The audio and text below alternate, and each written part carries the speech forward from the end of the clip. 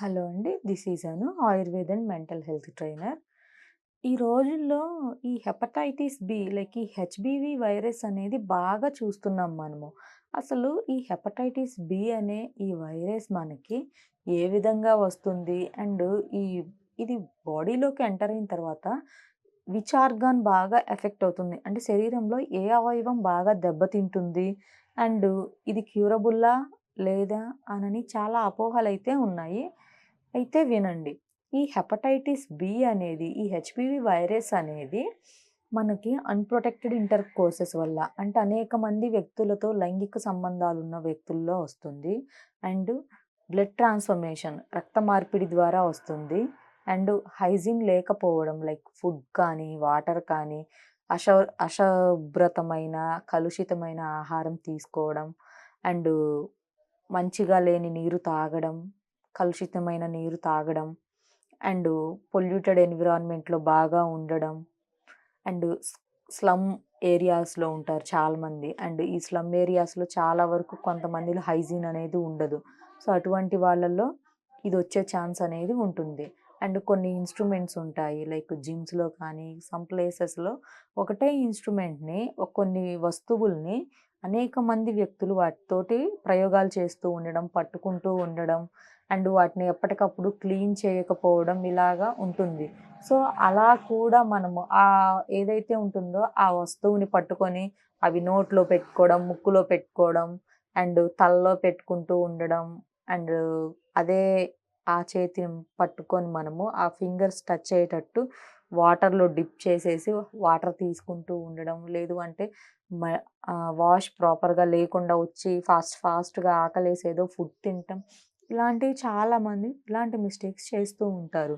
So, అటువంటి టైంలో కూడా ఇది వచ్చే ఛాన్స్ అనేది ఉండింది. అయితే ఈ హెపటైటిస్ బి వచ్చినప్పుడు బాడీలో ఎటువంటి సింప్టమ్స్ ఉంటాయి? మనం చూసే ఉంటాము. జాండీస్ అనని వినే ఉంటాము. అంటే పచ్చ కామెర్లు, ఉబ్బు కామెర్లని వినే ఉంటారు గదా! లైక్ ఇటువంటి వైరస్‌లు బాడీలోకి ట్రాన్స్‌మిట్ అయినప్పుడు ఈ కామెర్లు అనే జబ్బు వస్తుంది. అయితే గుర్తుపెట్టుకోవాల్సింది ఏంటి అంటే, చాలా వరకు ఉమెన్‌లో ఇవి ఫాస్ట్‌గా కనిపించదు. బాడీలోకి ఎంటర్ అయిన తరువాత 3-4 మంత్స్ వరకు కూడా ఉమెన్‌కి ఈ హెపటైటిస్ బి ఉందని అర్థం అవ్వదు. ఎప్పుడైతే అది సివియర్ అయితుందో అప్పుడే ఫాస్ట్‌గా కనిపిస్తుంది. వీళ్ళకి సింప్టమ్స్ అనేవి బయటికి రిఫ్లెక్ట్ అవుతాయి. బట్ మెన్‌లో అలా కాదు. మెన్‌కి ఇది అటాక్ అయిన మినిమమ్ 3-4 వీక్స్‌లోనే కొంతమందికి 2 వీక్స్ కనిపించొచ్చు. అంటే డిపెండ్స్ ఆన్ ఇమ్యూనిటీ. ఆ పర్సన్‌కి స్ట్రాంగ్ ఇమ్యూనిటీ ఉంటే అతనికి 4 వీక్స్ తర్వాత కనిపించొచ్చు. లేదు అంటే 6 వీక్స్ తర్వాత కనిపించొచ్చు. అదే వీక్ ఇమ్యూనిటీ ఉండి ఆ హెపటైటిస్ బి క్రానిక్‌గా ఉంటే అంటే ఎక్కువగా ఉంటే వైరస్ 2-3 వీక్స్‌లోనే అతని బాడీకి నుంచి వీళ్ళకి రిఫ్లెక్ట్ అవుతుంది.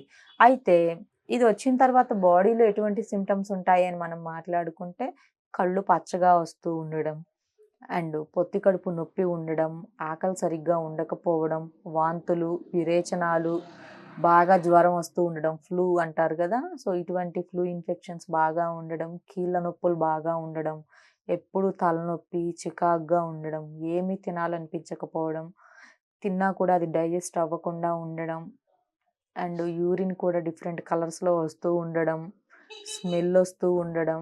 ఇటువంటివన్నీ కూడా ఈ హెపటైటిస్ బి ఉన్న వాళ్ళలో కనపడుతుంటాయి. అయితే ఎప్పుడైతే ఈ సింప్టమ్స్ ఉంటాయో డాక్టర్‌ని కన్సల్ట్ అయ్యి మీరు వెంటనే ట్రీట్మెంట్ తీసుకుంటే దీన్ని కంట్రోల్ చేసుకోవచ్చు.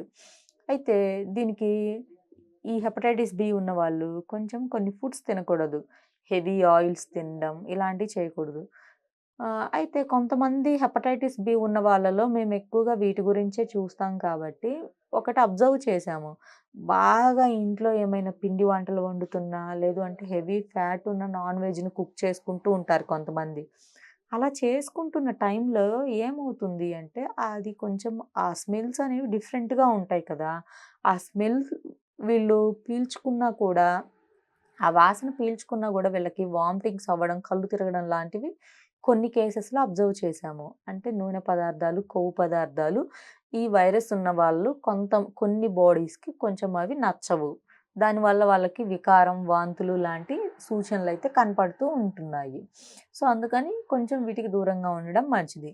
అండ్ ఇప్పుడు నేను చెప్పేదేంటి అంటే, వీళ్ళ కొన్ని ఫుడ్స్‌ని దూరం పెట్టాలి. లైక్ అవేంటి అంటే, నాన్ వెజ్ దూరం పెట్టాలి. అండ్ దానితో పాటు బాగా నూనెలున్నవి, రకరకాల బ్రాండ్స్‌తో చేసిన ఆయిల్‌లున్నాయి ఇప్పుడు. అవేమీ కాకుండా నార్మల్‌గా ఒక స్పూన్ తేనె కట్ చేయండి ఎడిటర్ గారు ఈ పాయింటు. ఒక స్పూన్ నెయ్యితోటి కూరలు చేసుకోవడం, లేదు అంటే కోల్డ్ ప్రెస్డ్ ఆయిల్స్ ఏమైనా కూడా లైట్‌గా వేసుకొని కూరలు చేసుకోవడం మంచిది. అండ్ గ్రీనీ లీవ్స్ బాగా తినడం ఇంకా మంచిది.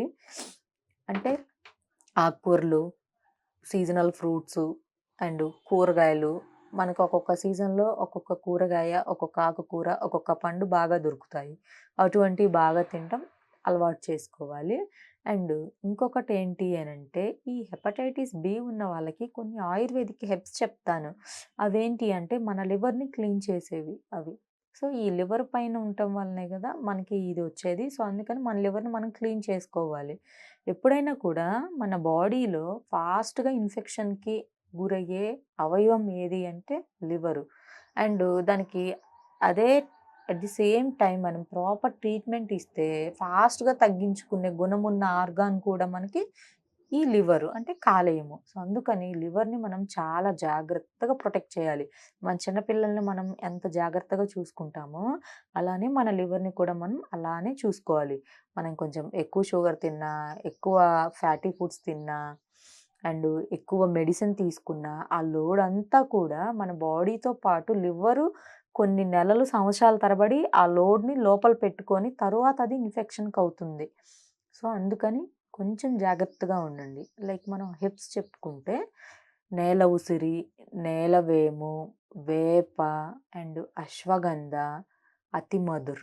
సో, ఇవన్నీ కలుపుకొని ఈచ్ వన్ 50-100 గ్రామ్స్ వరకు తీసుకొని, ఈ పౌడర్‌ని రెగ్యులర్‌లీ ఒక 500 ఎంఎల్ హాట్ వాటర్‌లో ఒక స్పూన్ వేసి, ఒక పొంగు రానిచ్చి, ఒక్క 1 మినిట్ బాయిల్ చేసి, ఆ తరువాత డైరెక్ట్‌గా కన్జ్యూమ్ చేయండి.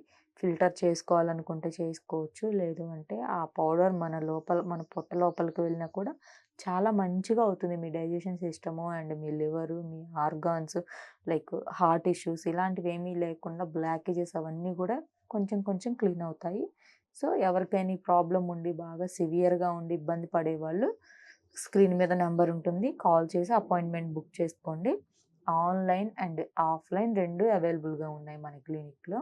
Thank you.